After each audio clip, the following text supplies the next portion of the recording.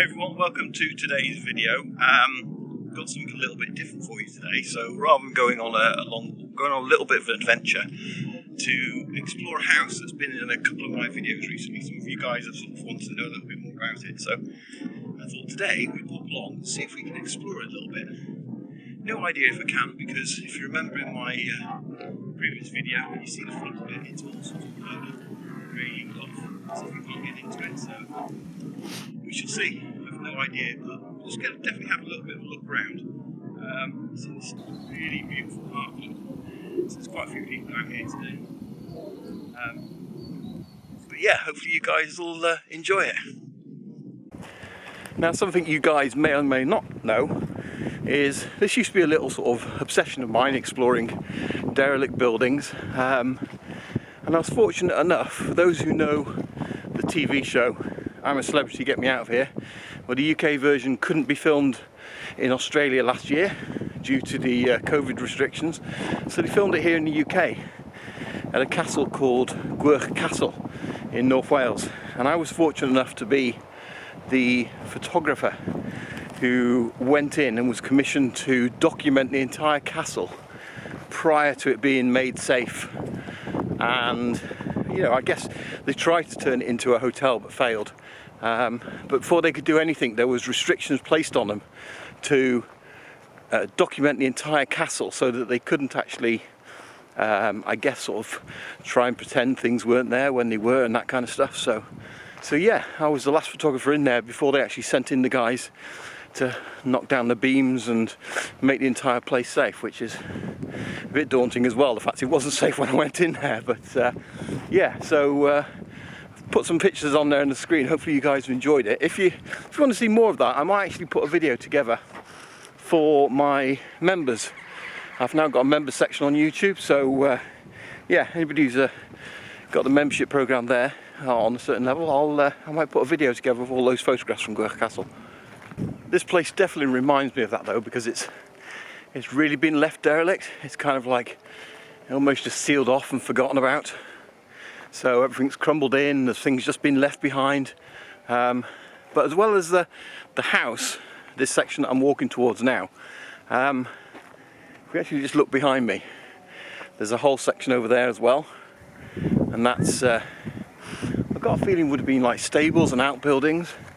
And I can see a bit over to my left as well, which looks like it might go round. So we'll have a close look here at the front of the house first of all, and then we'll kind of follow the fence round and we'll see what's round the back of it, because I think if that's where we're going to be able to see anything, it's probably round the back.